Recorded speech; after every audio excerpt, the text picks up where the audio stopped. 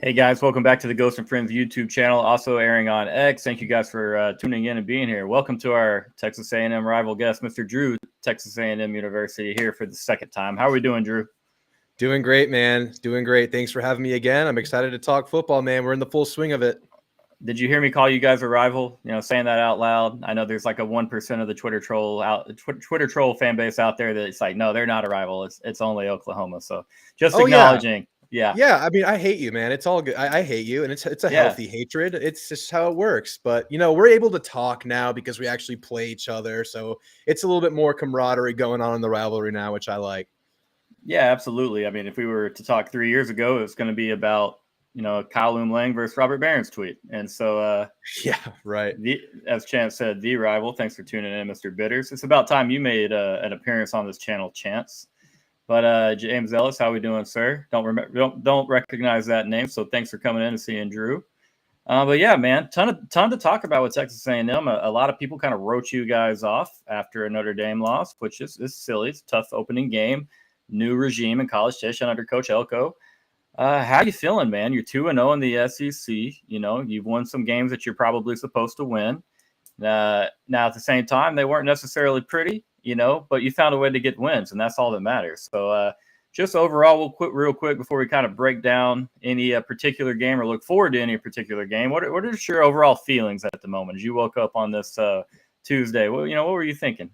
Yeah, I'm glad you asked, because that's actually something I've been reflecting on quite a bit, because believe it or not, we're coming up on the halfway point of the season in terms of games played, which is insane. It's mind-blowing. After this weekend, we'll be 6 games in.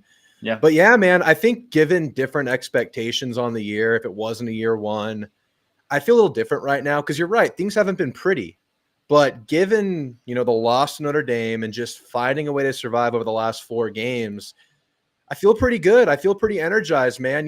Just staying alive with everything that's going on with the team, the ups and downs, the ebbs and flows. Obviously, I'm sure you got a glimpse of that Bowling Green game that was anything but pretty freaking nasty, if you ask me. But like the way that the Florida game ended, it wasn't on necessarily a high note, although you feel pretty good about your performance there.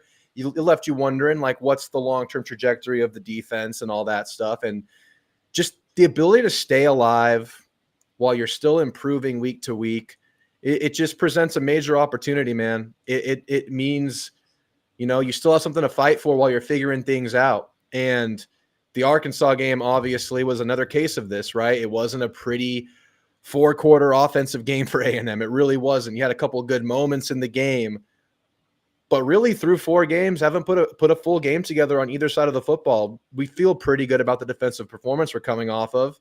Yeah. But, you gave up some explosives early in the game. So, I'm grateful to be where we are, because, with the schedule, it's not too daunting of a schedule as far as SEC schedules go. I mean, it feels like we've given ourselves some time to figure things out, even though we're not there yet, which is just a really cool spot to be at in year one. I agree with a lot of what you said there, Drew. I mean, I feel like if you guys as a fan base, if they were to say, hey, y'all are 4-1 through 5 games right there, there's a lot of people that would take that pretty quickly. You're talking about a road trip to Florida, which is never easy, Arkansas game, which is never easy, and obviously Notre Dame as well. So I feel like, just overall, you guys are on track. Definitely a lot to be excited about, because you do have a pretty fun schedule coming up. I mean, Missouri at home, yeah. We'll get into that. We'll go backwards to start with Arkansas. I don't want to get ahead of myself. Obviously Arkansas scored a couple of times there in the first quarter, as well as you guys putting up one. I gave out on my gambling segment A&M and Arkansas under 52.5. And so when I watched the start to that game, I have a lot of immediate panic, because I'm just like, oh, Taylon Green 75 yards or whatever it was. Oh, A&M goes and answers. Oh, here comes Arkansas. And then your defense woke up a little bit. No more of the big explosive plays. And then they got you, I mean, essentially, a touchdown there when Nick Scorton blew up the mesh on the Arkansas read option or whatever that play design was. Which is fantastic, by the way. As a fan of college football defense, physical defense, he smoked that mesh. There was never a chance for Beautiful. Arkansas there, and then it's a matter of just who recovers the football. No chance for Arkansas on that play. And so you know, I don't like to see it, but hey, you respect greatness when it's there. And Sure. so shout out Nick Gordon for that play. That kind of changed the momentum of that game. What were your thoughts, man? Obviously, you know, probably a little worried there in the first quarter as far as, you know, just settling in. But Yeah. after the hot start by Arkansas, you know, you're talking about conceding 3 points over, 3 quarters of play. Yeah. Yeah. I mean, I'm ready to be very uncomfortable during the games in Jerry World, man. I've been going to the game for like 6 or 7 years, pretty much since I became an Aggie. I'm a relatively new Aggie. Went to school in 2016 for the first time there. I transferred there, and I've gone to the game pretty much every year since then. And yeah, I pack my heart medication. I pack a comfort blanket. I bring my dog. I bring my fiance, just some stuff to hug because this game makes me feel bad. It makes me feel pretty uncomfortable, if I'm being honest, and the heart rate gets really high. I remember in the third quarter of this game when the offense was stalling, I felt like heart palpitations almost, like, because I'm screaming. I mean, I'm a loud fan. I'm a very animated fan when I'm at the games. And it's like, I had a moment in the game where like, Drew, you need to chill out. This is not good for your health. But anyway, about the game. Yeah, man, going into it, Arkansas had shown some pretty exciting things on the year so far. You know, they're not, you know, a clean team in their own right. They weren't a No. complete team. They weren't playing complete football. But I think Arkansas is one of those high variance teams usually that can kind of sneak up on anybody on any given weekend. I really feel that way, especially about their team this year, because on their offense, they obviously have Taylor Green, inconsistent quarterback, but, you know, one play he can be, you know, kind of playing like shit, and then the next play he can just break your heart. That's kind of what you come to expect from a guy like Taylor Green. And then Jaquindon Jackson was the leading SEC rusher before that game, badge of honor. He no longer is. But yeah, man, they had some weapons. Andrew Armstrong is a great receiver. Their O-line had made some strides, although we put an end to those strides on the game on Saturday, which was nice. So yeah, going into the game, I acknowledge, man, this is another close game. I think I had A&M winning by a score or so. But going into it with the mindset that anything could happen. And then, yeah, man, I'm sitting in the seat and two great defensive plays to start the game out. And then boom, exactly what the scouting report had at the top of the list. You got to contain Taylor Green. You can't let him extend plays. And that's exactly what he did on that touchdown pass to kick the game off. That 73-yard, whatever it was, 75-yard touchdown pass to Isaac Tesla. And, you know, our nickel, Jaden Hill's getting a lot of shit for that play. But that was a really good play by Arkansas and Taylor Green. We were in single high man coverage, and the receiver broke off the route after Taylor Green extended the play. Right. And tip your hat to a play like that, even though that was like number one on the scouting report. Maybe you can say, okay, the safety maybe should have not broke contain over the top there. But, you know, sometimes offenses just find success, and that happened. But it's the feeling like, oh, my goodness, we're going to do this. We're going to give up explosives all game. The next drive, they get the ball back. We don't score. I think we go 3 and out. And we stop them. And then what do? In typical wacky Jerry World A&M Arkansas fashion, they fake the punt. They have a rugby punter, and a lot of rugby punters are taught that, okay, if the lane clears, you just run. Right. And it happened. And Mike Elko ate that. He said, I need to get him prepared better. They go on a touchdown drive. And then I think maybe that was a couple drives down. I don't remember how the scoring went. I think we answered the first score after a couple back and forth punts. Then that happened. However it happened. A couple of weird scores for them in the first quarter. But from that point forward, that's when that mesh point attack menace, you know, Godzilla situation happened. That was so cool. Just awesome football right there.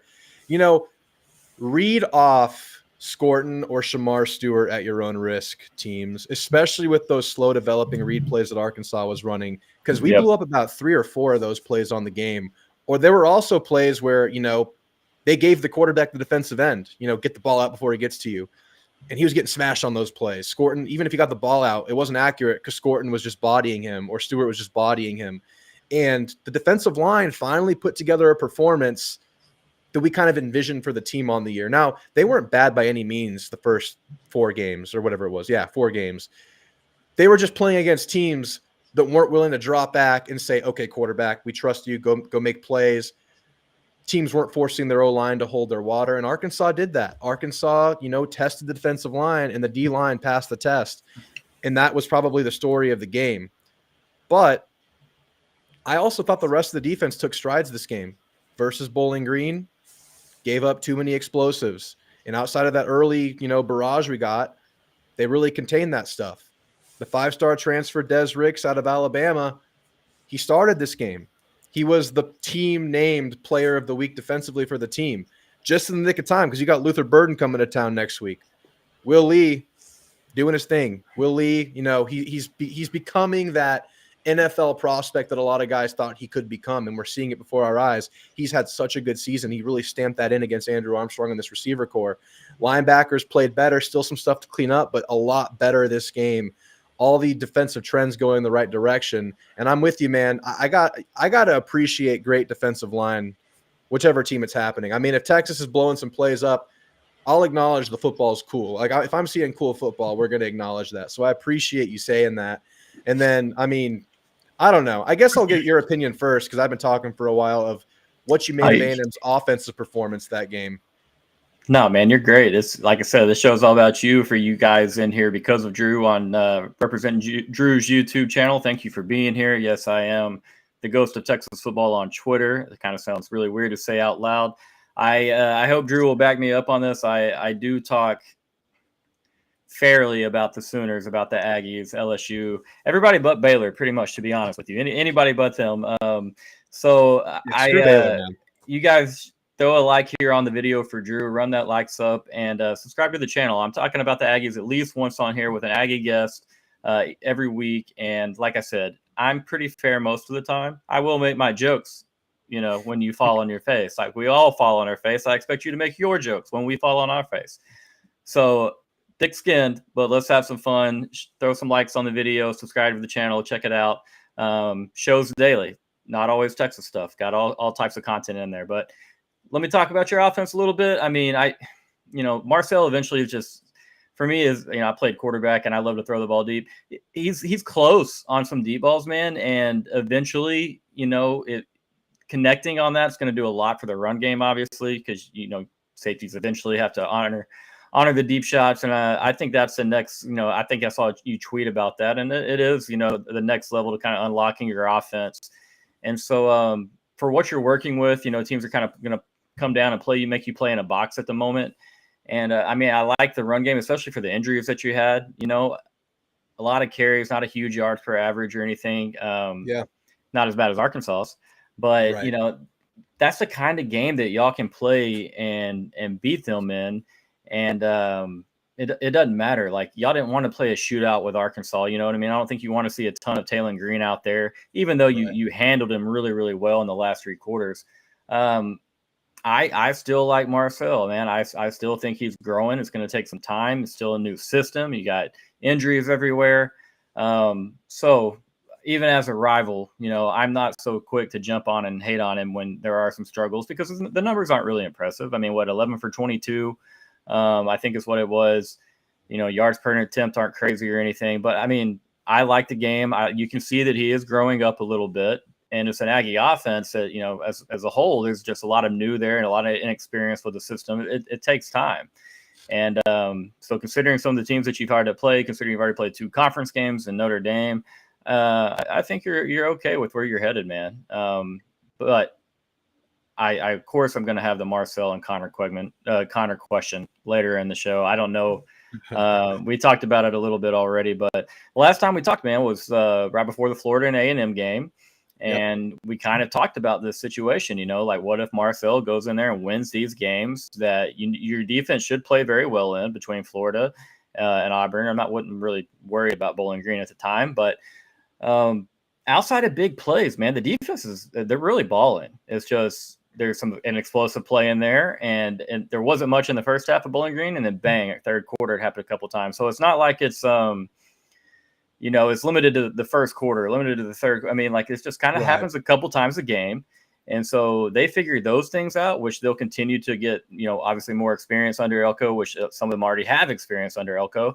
But as you said, as everybody kind of takes strides, like, that A&M defense has a very, very high ceiling this year. And obviously, I don't think you or I or any Aggie here would say that they're there yet. Don't hit it before the Texas game. That would be my only request. We got time, man. We got time to figure it out. Absolutely, man. There is a lot of time. And speaking of time, Missouri rolls into Kyle Field, having a lot of time to get ready for this game. Coming off a bye week, but let's be honest, they weren't playing very inspirational football the 2 weeks prior to that. Beat up on a couple of nobodies in the first 2 weeks, and then they played a pretty close football game with Boston College, which Boston College did kind of rally late to make that game look a little bit close. But then the Vanderbilt game, that was close and always close, and definitely a game that they could have lost. And so first official prediction is then for Mr. James Ellis. Thank you, James, for being here. 28-24. You're not a homer, man. It's okay to say it with your chest, brother. You think A&M's better than Missouri, and that's all good. I'll make my official prediction later in the week, but I'm on board with you. So when you look at Missouri, give me something that concerns you, if anything concerns you, something that you think you can take advantage of, and then just your overall thoughts on Missouri as a team so far through 4 games for them? Yeah. I mean, I would love to say nothing concerns me because they have been playing pretty bad. But I think with Missouri, you look at what they did last year, what they were known for, explosives with that really good receiver core, getting Luther Burden involved in all facets of the game, in the backfield, handoffs, short passes, catch and runs. And they really just haven't been doing it this year. It's been a really, really weird thing to see. And yeah, they had a couple of, bottom feeders come in there, Murray State, Buffalo, and they handled business against them. But I think the cracks were showing in those games, just some weird inaccuracies from Brady Cook, just inability to get Luther Burden involved in the offense, and just a lack of explosive plays. That was kind of the, what do you call it? Like the foreshadowing of kind of what's been really getting at them versus their 2 Power 5 matchups. And yeah, going into the year with Missouri, I thought their defense was going to be what held them back because I think most people realize this by now, but Blake Baker, their DN coach, their safeties coach, all got poached by LSU. And that was an underrated defense last year. Missouri was top 11 in sacks forced last year, had a great pass rush. Really underrated defense they had last year. They lose a lot of the coaching staff. They lose 8 mainstays on that defense. So for me, going into the year, I thought Missouri was not going to make the playoff. I thought they were a 9-win team, and I thought that defense was going to hold them back. And so far, defense has been fine, but what have they been tested with? They have given up some explosives in their own right, similar problems to A&M. But yeah, I think it's a big test for them coming up versus an A&M's offense that is yet to gain its footing as well. But yeah, going into the game, what scares me about them? Well, Nate Noel is their new running back, replacing Cody Schrader, who is their heart and soul, former walk-on superstar running back last year. They also have, I forget his first name, but Carroll, another transfer, I think, out of Georgia State. That they're both playing well for them, but really Nate Noel has been the star there. And he's been playing he's been filling in for Schrader really nicely. That's kind of the big surprise on the positive side of things for Missouri. I think they have a really good running game. I think they run really good between the tackles because that kid can just squirt through small creases and bust off huge runs. That was like the shining light in that Vandy game where a lot of stuff wasn't working. But, I mean, the potential of what they can do with those receivers scares me because as good as A&M is stuffing the run, corralling players between the tackles when that, amazing defensive line is involved with plays, I think A&M has still shown some questions in like eye discipline, outside contain, open field chasing and angles. That kind of stuff concerns me. And if Missouri finds a way to like hone it in, they can really test that for A&M. So I'm really hoping this isn't the game that Brady Cooks just figures it out, because if you've watched film on Missouri this year, it's just kind of baffling to watch him play. I mean, he's not willing to throw the ball deep right now. He's like kind of a check down merchant right now. And in the short stuff, he's missing receivers. He's throwing it over their head. He's throwing it behind. He's inaccurate. It's just been really strange to see. So there's been kind of a weird vibe coming out of their side of things. But, you have to be nervous about that potential and what they can be and what they were expecting to be, because really, it's the same thing that made them great last year. They have all the ingredients are back. They're having a little bit of a change on the left side of their O-line, 2 new starters over there. I mean, that's been a hurdle they've had to struggle with so far in the year. O-line has not been crisp for them either.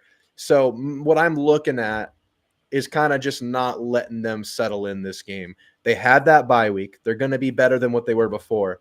But don't let this be the game where they all of a sudden get comfortable and start clicking.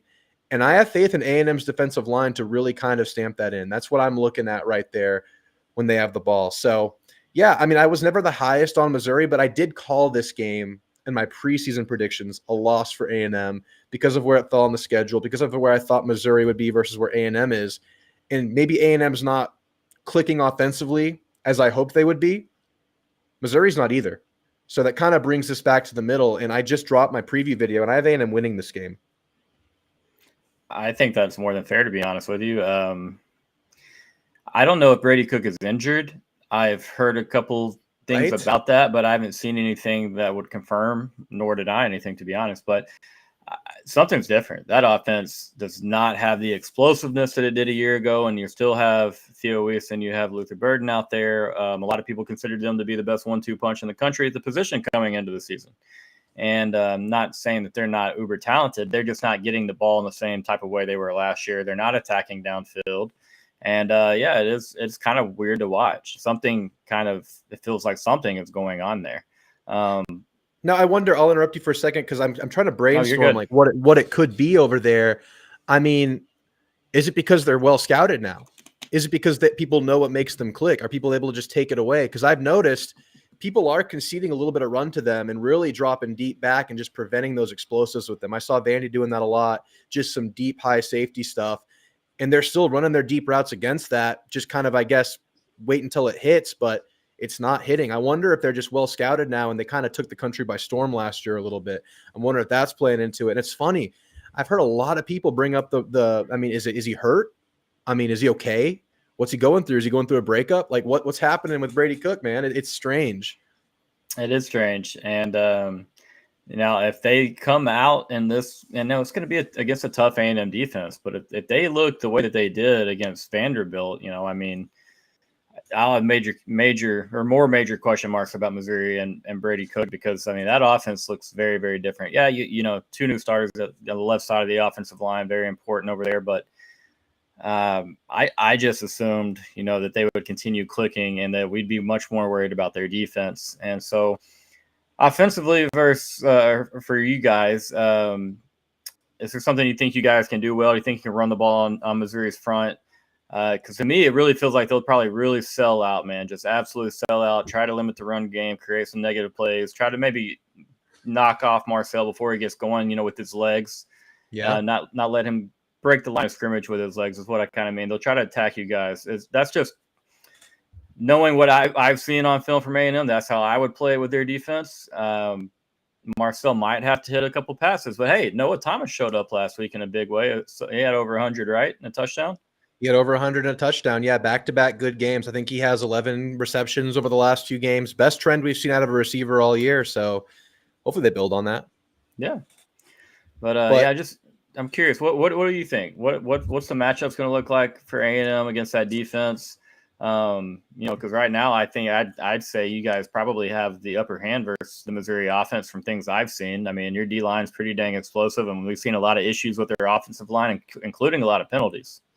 Yeah, man. Yeah, a lot of penalties. Offensively, I do feel like A&M has a chance to establish the run, but again, it can't be one-dimensional. You can't just be running, zone left, zone right, gap scheme left, gap scheme right the whole game because they're just going to creep up and take away the run. They're going to force Marcel to pass. That's exactly what Arkansas did.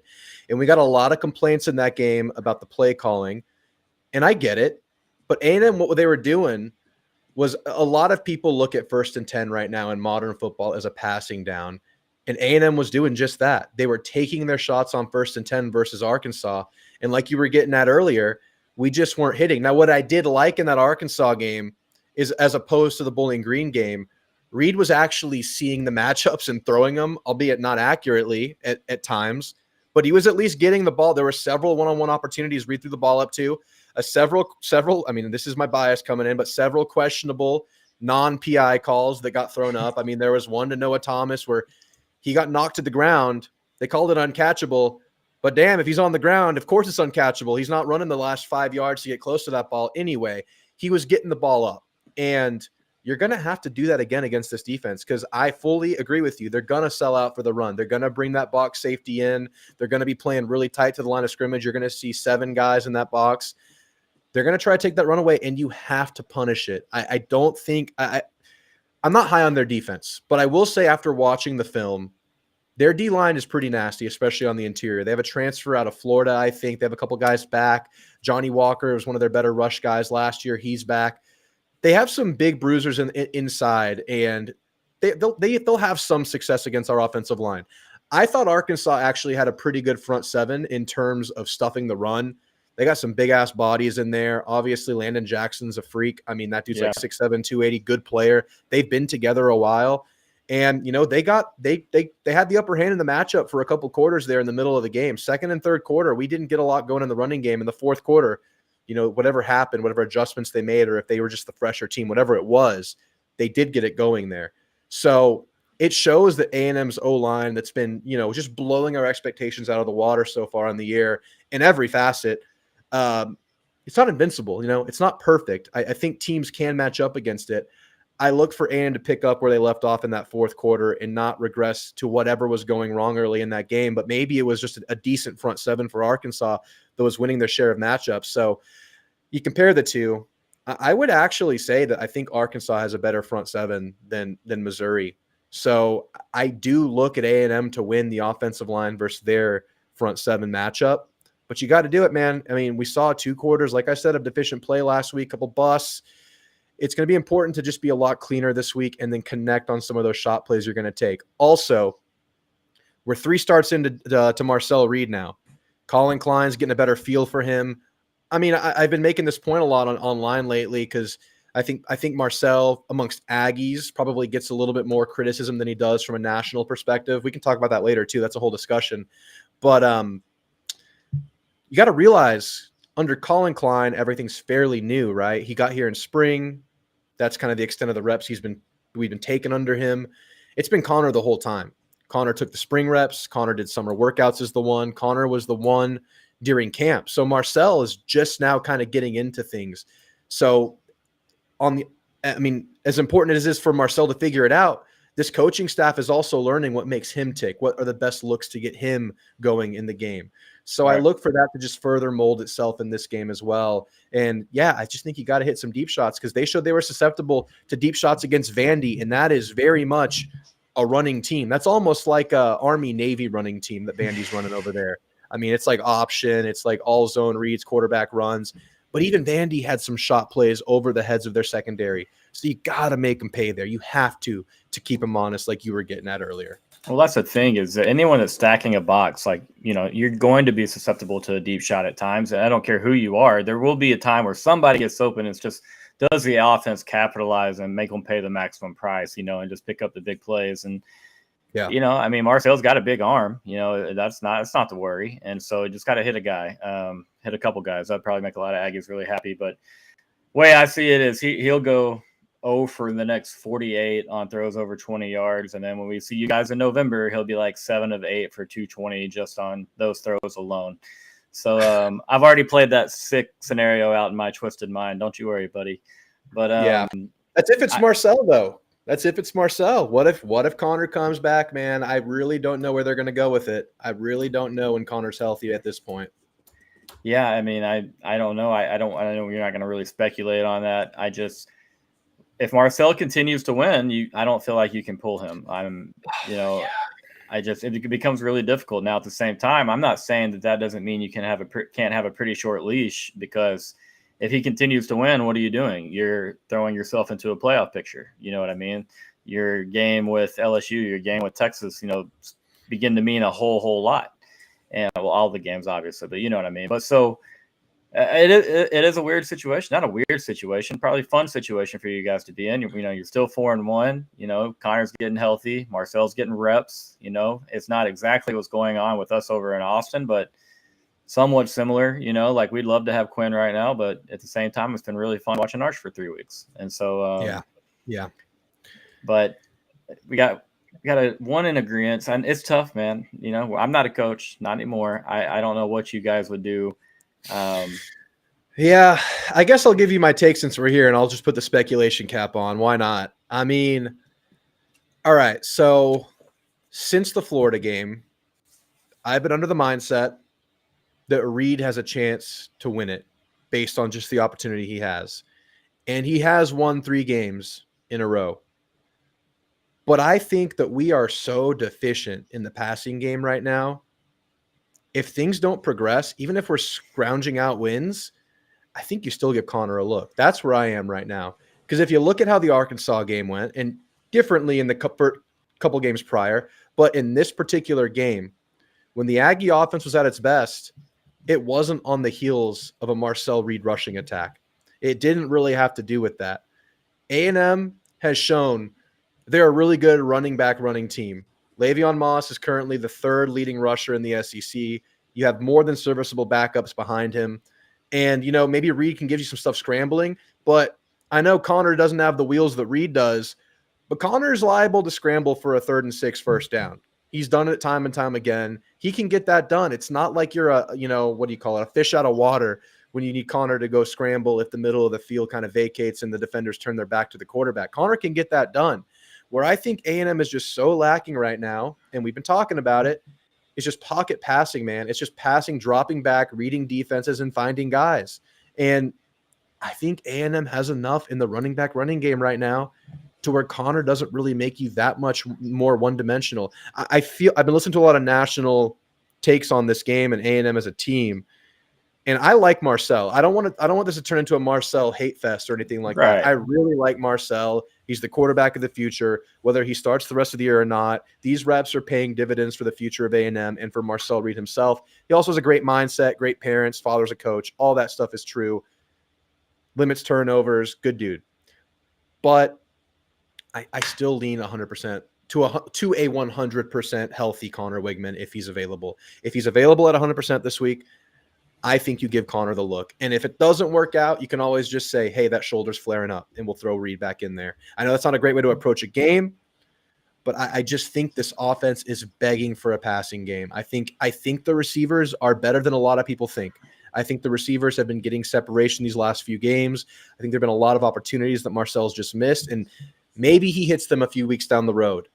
But are you going to survive those few weeks? Is that the best trajectory to put yourself on when your season culminates versus Texas, the best defense you'll face the rest of the year by far? I mean, on the road at South Carolina, that's a really good defense too. It is. It's a tough situation because Marcel has been winning. He's been taking care of the ball. But Connor won the job for a reason, man, through thousands of reps behind the scenes. So I'm leaning Connor. I think I'm in the minority there. No, it's just people are still overreacting to the Notre Dame game, man, with Connor Wigman. Sure. That's all it is.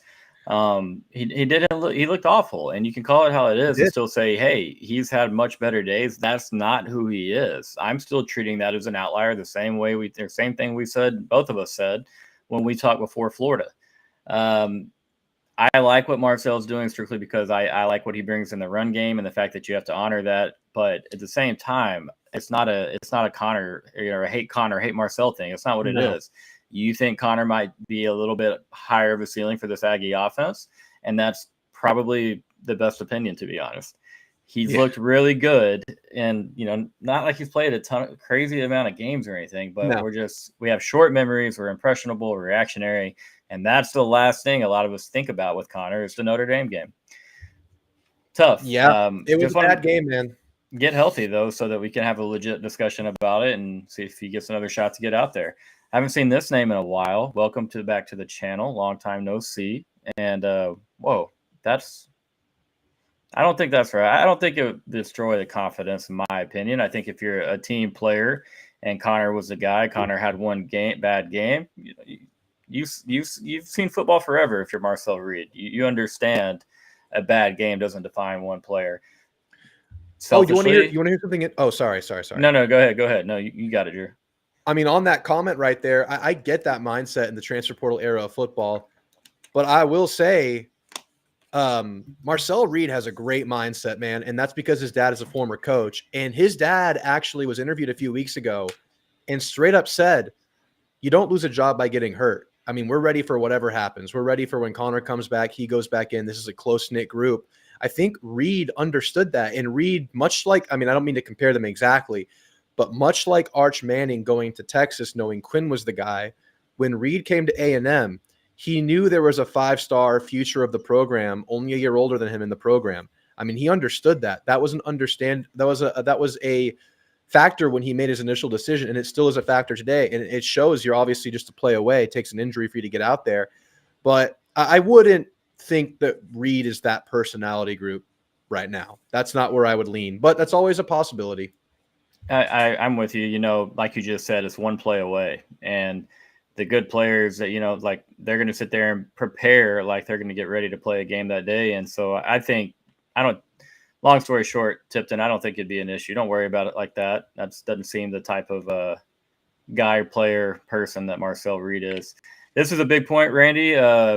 It makes defense so much easier when you can get pressure on the quarterback with just 4 guys, and y'all do have a hell of a defensive line. I've said that many times. It seems like they're only going to kind of get better here. These guys are big and strong up there.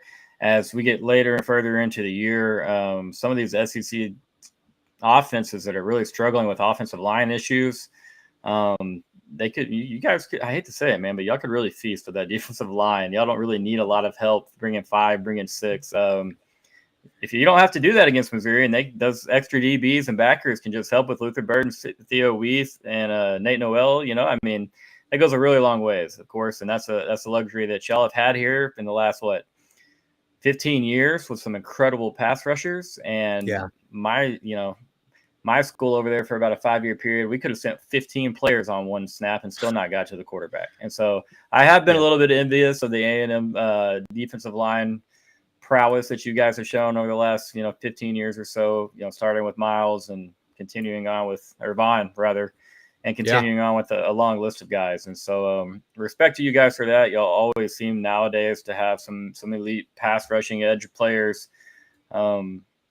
Cannot wait to see them go up against a very, very good Texas offensive line. This is kind of a matchup that we've all talked about, not to get too off on a sidebar, but we've talked about that matchup for a couple of years now. Once we've known that Texas was going to join the SEC, and there were some pictures and memes, gifs, whatever about the power versus power essentially, and it's going to be a lot of fun. So those are guys that I respect, and at the same time, don't necessarily look forward to playing against, because Nick Scorton's a bad man, and there's a lot of other cats on that A&M defensive line that are pretty damn good. So call it how it is. I hope you Aggies still watching. Well, you can see that I can be nice about your guys, and keep it real. I definitely think you guys have a really good defense, and if you can get to cook with just 4 guys, it's going to be a long afternoon for Missouri. I mean, it really will be. They're going to have to do something about that pass rush.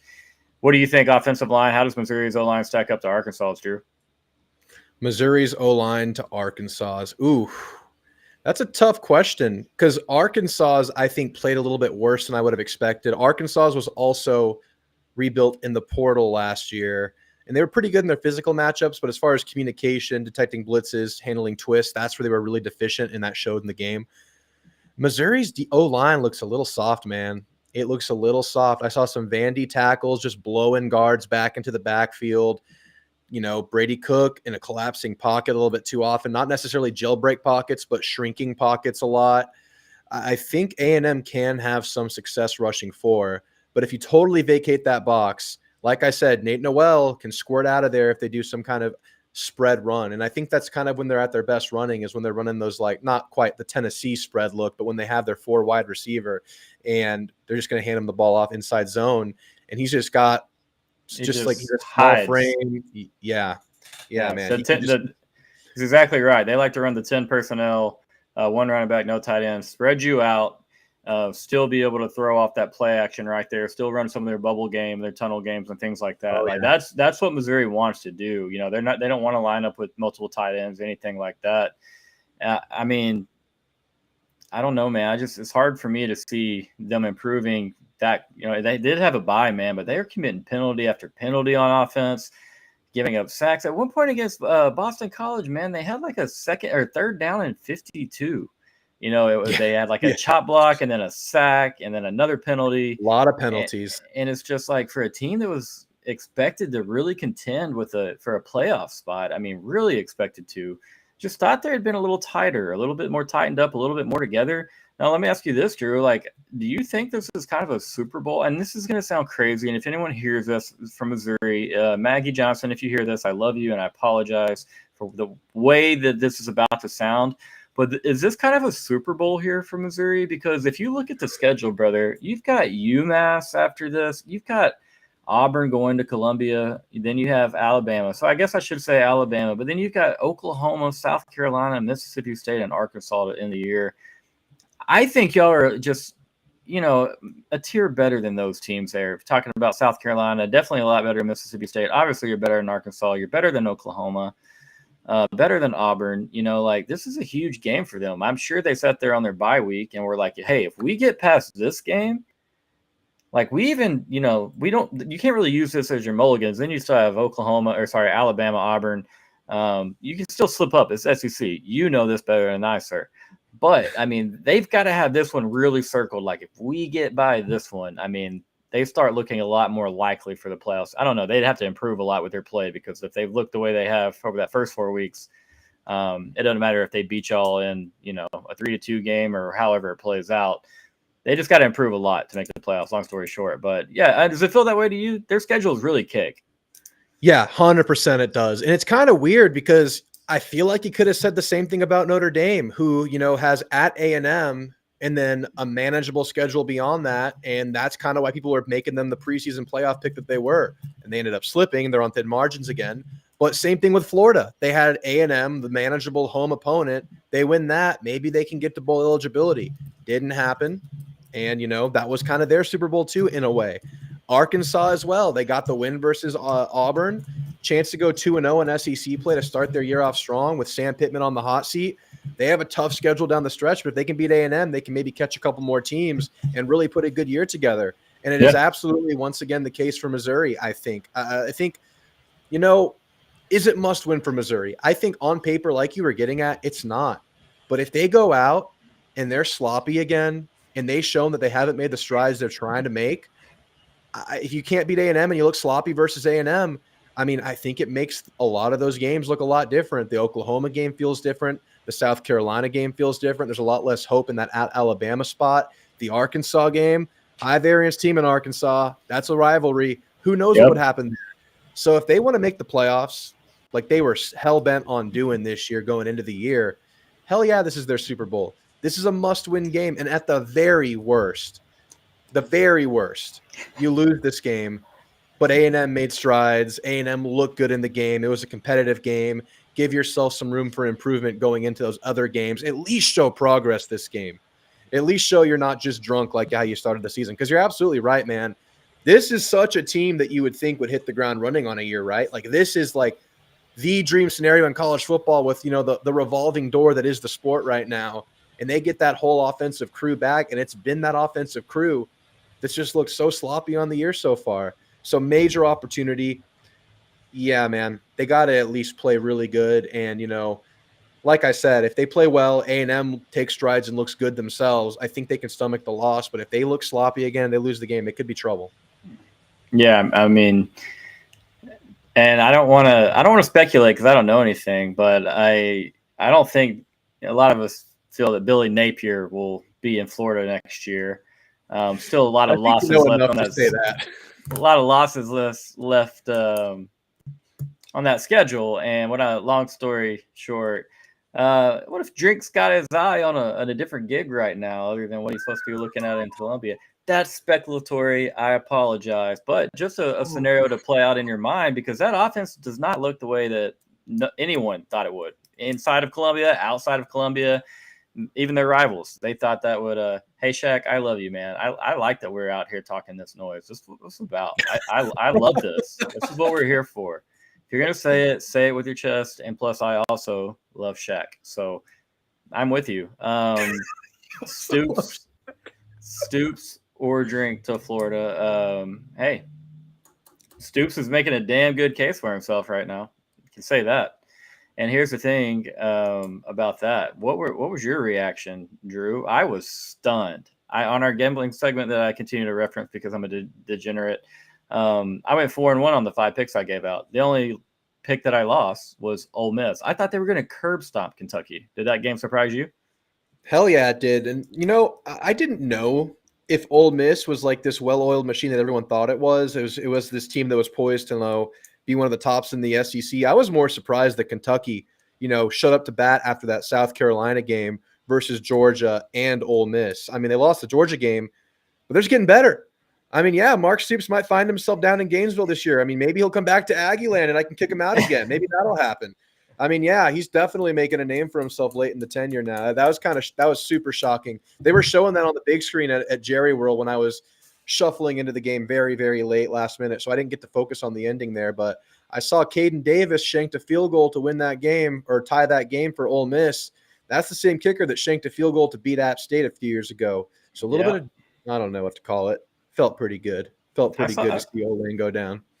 I saw a few tweets about that. Not worded so as nicely as your comment right there. Mr. Wynn, I don't know if it's me you're saying is sunshine pumping, but I just want to address it. If so, if you guys look like shit, I'm going to tell you that too, okay? But I really do love your defense. So let's keep that in mind. Oh, I think he's saying he's sunshine pumping. This game, okay. Okay, yeah, sure. He's sunshine pumping. That Gwynn's a good one. Because this is your second time I've had you on, right? So I was just making sure he wasn't thinking that I'm just saying nice things to my guests because to be nice to my guests. But no, I apologize, Mr. Wynn. Definitely don't think you're sunshine pumping. I think that, he was close on a couple of those deep balls last week. He connects there. Yeah. You've got some big speedy receivers. Big plays could happen. So I definitely will not be ruling that out whatsoever. Let me go through some of these guys because I see all my regular crews in here. Jay Wynn, thank you, man, for being here. Subscribe to Ghost. Love Shack, thank you for being here. Subscribe to Ghost. Who else is in here that I recognize? If y'all are from my channel, I think it says paired. Dead Messenger. Yeah, I think you're from my side. Subscribe to Ghost. Jeb, you got to subscribe to Ghost. I think I saw you already did that. Jeb has been around from the day one on my channel, which is crazy. He's still around. All right, Jeb's been around since we started in 2022. We started in a pretty shit year for Aggie football. Yeah. Oh my goodness. I've been through some ups and downs, mostly downs. I think I'm like 500 as a show host. I got my first road win covering the team this year versus Florida. I hadn't covered a road win up until that point, which is insane. But thank you guys for being here. Y'all better subscribe to this man. He is a very fair Longhorn. We won't hold it against him that he's, wearing the wrong colors, repping the wrong school. But he has some awesome guests on here. He'll bring you some good stuff. Absolutely. Definitely plan to do a lot more with, Aggies as we continue through the season. The closer that we get to that game, I've got some fun Aggie guests committed to come on, as well as Drew's welcome back at any time. He's a busy man, though, doing his own thing. So I appreciate all the love you guys show him. It's fun to watch Drew's shows. I try to catch them when I can, but I'm trying to get that rep up. We're running shows almost daily over here. It is Ghost & Friends, Mr. Yannick. It is I've been working on the name, man. The whole Twitter thing is where Ghost came up. So some of the YouTube guys I feel like are what the hell is this? What is Ghost & Friends? What does this even mean? And then they click on it and you're talking about college football, sometimes talking about like Memphis versus Tulane, like the most random stuff. So yeah, guys, appreciate y'all being here. It's a very fun community. I lived in College Station for 10 years, married an Aggie. There's a very small percentage of me that, will root for you guys on occasion because I have to, because of the wife, not just because I'm that nice of a ghost. So don't get it twisted. But no, the quality of life, you root for the Aggies at times. At times, I've been to Kyle Field 15 times or so without, during your SEC times. Obviously we weren't playing. I've been around College Station a lot, so definitely like to interact with the Aggies. Have a lot of good times on Twitter. If any of you guys are on Twitter, it's at 40 Acre Vibes, all spelled out. I'm on there way too much, but we do have a lot of fun, a lot of Aggie content on there as well. Really appreciate it, you guys. Drew, thank you, everybody in there sub. It means a lot. I'll say this: at 300 subscribers, me and a couple of other Aggies are getting on this channel, meeting up live all together, and we're doing a hamburger eating contest. So, we're getting pretty close to that. We said that from the first day of the channel, which, by the way, Drew, now that you mention it, I am now 5-0 as a show host. I might retire right now. You might have to on top. Yeah. You're on top. I never considered that. And so I might step down right now and let the kid run it, But no, man, it's been a lot of fun so far. Drew's been very supportive in this. We talk a little bit when we can, once we start talking, I feel like we almost don't stop. And so I love talking to Drew. It's a lot of fun because he's fully transparent about what he thinks about A&M. He's not afraid to have a different opinion. we might fight later because I like Marcel Reed and he might like Connor Wigman a little more, but we'll get over it. Okay. We'll move on by it. And so I do have to ask you, man, because we don't have a game this weekend. I'm supposed to be at your game, actually. 90% still hammering down the other 10%. But let me ask you this. The next Texas game is a pretty big one for us. It's the Red River. You got an early prognosis or prediction on the old Red River this year? And that's one of those games anything can happen, right? It's one of those games where OU can be kind of sucking, and then all of a sudden they'll give you a game. But, man, if they don't get that receiver room straightened out, they really don't have a chance. They just don't have the weapons out there to make you pay. I like the new quarterback, Hawkins, but, yeah, man, I just don't see it this year. I just don't see it. I have you winning that game, and I have you beating Georgia. I have you winning every game until you play A&M. So, I mean, that defense might give you some trouble. Hopefully you have Quinn back by then. I think you should have Quinn back by then. I mean, it's a good what do you call it? What's the guy's name? Their coach's name? Venables. It's a good Brent Venables coach defense. They're tough. They're hard nosed, but I just don't think they have the troops to hang with y'all this year. So I have y'all winning a couple scores in that game. I'm not getting my hopes too high. I'll say this, man. I did ask before the season. I asked all the Texas faithful on Twitter. I said, if Texas went 11-1 this season, a guaranteed 11-1, but the one loss was to Texas A&M, would you take it? And the bulk majority of our fans said no. They screamed no. 70 to 80%, I would say. I probably had 125, 150 comments somewhere in there, maybe more. Which, I mean, I say the bulk of our fan base. A few guys on Twitter, they all screamed no. I would take it right now and I'd run with it. I would mute you. I would mute you and you and you and every other person in the comments. I'm just kidding. I can take the banter. I would definitely, just getting into the playoffs and having life and having a chance at winning a natty, knowing that, hey, if y'all are that good, maybe y'all went 6-6 and beat us. Maybe, you probably didn't. You probably went 10-2 or better. And so, knowing we might see you down the road, hey, I'll take it and run with it. That's my long story short. Dude, I'm the same way as you. I'm the same way as you, dude. If I get some kind of like diabolical would you rathers or what ifs on my channel with the callers, I have some callers that call in like once a month just to try to like make me feel really uncomfortable and ask me these kinds of questions. I'll sacrifice the game versus Texas if it means we make the playoff. I'll sacrifice Texas and LSU if it gets us to the promised land. I have no shame. I'll take the loss. Get me to the highest possible level. I'll take it. We have guys like Ghost, so I know I can lean on, who aren't just going to rub all that in my face too much. I'll mute some other guys, but I'll leave Ghost unmuted. We can still have some banter after it happens. The only thing I'm going to do is post that duck gif. That's all I'm going to do. I'll leave everything else alone. But go ahead. The duck gif? Oh, man. I had like 3 Aggies unsubscribe from my channel, which at the time it didn't hurt me because I had like 40 subscribers. And I was like, it did hurt me because I had like 40 subscribers, and I was like, that hurts a little bit. But no, after the Notre Dame game, when your football team or your football account posted the final score, I created the little smoking duck gif where it's just like shaking his head, and I put a Longhorn hat on it. And I do plan to use that further down the line, but I'm leaving it at that. I'll be sure to unsubscribe when I see it. Don't worry, I'll jump in the crowd. But I had one DM about it, and he was just like, if you can't be respectful when we lose, I can't follow you anymore. And I'm like, buddy, it's a duck. You're not mad at me. You're mad at the duck. How about this? Whenever you get to 1,000 subs, you and me, hamburger eating contest, naked on the beach. Oh man, I see what you did there. Well played. I did have the burrito guy on yesterday. Did you see that? Yeah, I was in there, dude. What is this guy? Who is this guy? What?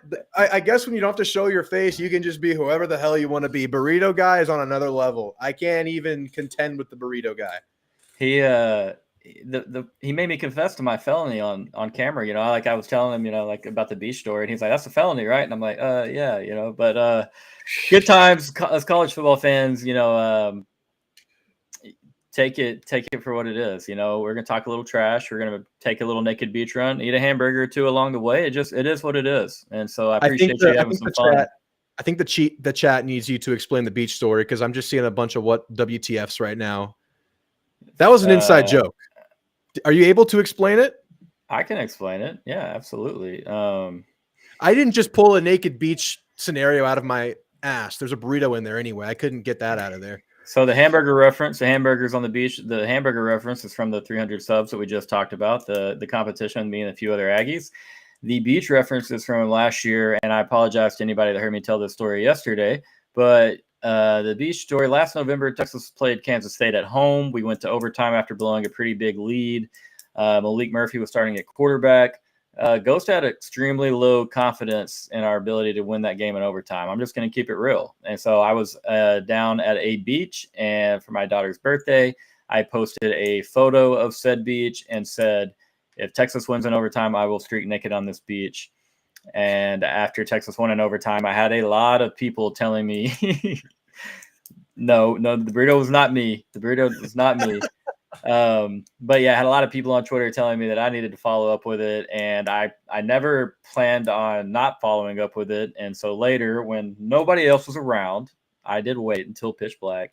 I did provide video evidence of said beach run. And so my ghost name comes from how white my ass was. Don't ever watch that video. I definitely bad. Need a tan. That's why I was at the beach. But don't tell anybody, because apparently I committed a felony and they're looking for me.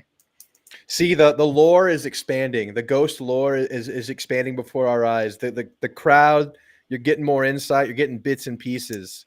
So the lore is developing right now.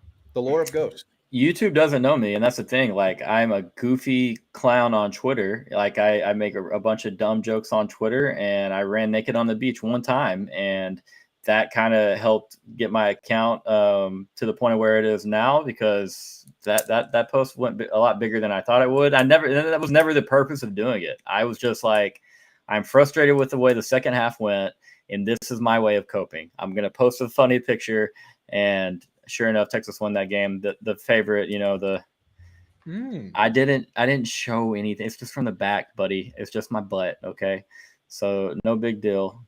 Yeah. I mean, hey, is that what it takes? Is that how you get the follows? Because I mean, I'm open to expanding the possibilities and opening the follower base. So I got to run naked. Do I got to go burrito? I heard that guy got like 5,000 subs after 5,000 followers after the burrito. He's gained 6,400. He's picked up 6,400 followers since he made that wager, or sent the tweet making the wager. I think I had like 5K on Twitter before that, and then I probably picked up like 1,000 from that or something like that. I don't know, man. It all kind of blurs together, but yeah, that's the thing is, like, I had people like from all over telling me like, bro, you have to do this. It was like Central Florida fans and Oregon State fans, and they were like, bro, no, you have to go do that. And I was like, okay, I can't do it right now. There's literally hundreds of people all up and down the beach. But I fully agree with you right here, and let's not pretend like that was the first time that I've ever been naked on the beach. But good times. I love college football. And who's to say that, you know what, not that Texas won the national championship last year, but maybe I don't make that run, and then maybe Texas loses, the very next week, because curses are real. All right. I do not need a film crew, Mr. J. I'm good on the film crew. Okay. Actually, I can talk Drew in here. We can go play some golf. You can come out there. I feel like that would make for some really good content. You can play with us. We'll take turns filming. And that sounds good. Yeah, man. Yeah, dude. You were on the freaking high stake bets before they popped off this year with Knowles, whatever that guy's name is. You were on it like a year or two before, weren't you? You were holding to your word before the guy never ate the shit. Yeah, I mean, but to be fair, man, I'd seen plenty of other people make big time. Not big time. I'd seen people do it and not follow through. And I don't know, man. I don't think very much when I tweet, Drew. I really don't. Things pop in my head. They work their way through my finger before I even realize it. I've hit post, and I'm like, damn, I shouldn't have posted that. And then it's too late, man. I don't like to delete. Yeah, there you go. I don't like to delete too many tweets. But that's what I'm saying, man. For my college football team, like, I would do almost anything in the world, almost anything in the world. So I have no regrets, as they say. Mr. Jonathan Rosenhauer, we will have our NFL Talk show this week. Can't do it in the morning, bro. So maybe Thursday. Jonathan is also down for the burger eating competition. Drew at 1,000 followers. I've seen him naked on the beach. Wait, what? Pause. What? No, just kidding. That's a great buddy. Lives right here in town with me. Very supportive of the channel, so I had to troll him a little bit. Nice. This is honestly probably the case. 3, 2, 1. Noel is sitting somewhere and just regretting life, because he knows his love, his passion. Florida State football is going to be in the shitter until he eats the shit. There's just no way Yeah, he around needs that. to stop reflecting on life and start eating feces. That's what he needs to do. He needs to sit, Priorities. he needs to buckle up and stick to his word. I mean, Yep. look, DJU's falling apart because you're not eating the shit. I mean, like, is there a way that he can go through some type of like nutritionist and get some like, health recommended shit? Not some like I Yeah, mean, like, it's got to be some some like special some poo out wagyu, there that won't like wagyu, exactly that. dry aged or something nice. You could something like that would help a lot. Yeah, combo did get weird. Things have deteriorated. We've been talking a little too long now. Yeah, I love it though, man. Drew, thank you for being here. Just trying to show these Aggies in the chat that they got a few different sides. Can talk a little Aggie football, but definitely a goofball on Twitter. Y'all go check that out. Appreciate you showing my guy Drew so much support and being here, man. It means a lot. He asks out. You guys are like all in here, and we're having a good time. Love my guy, Mr. Bain, one of my favorites on Twitter. Big shout out.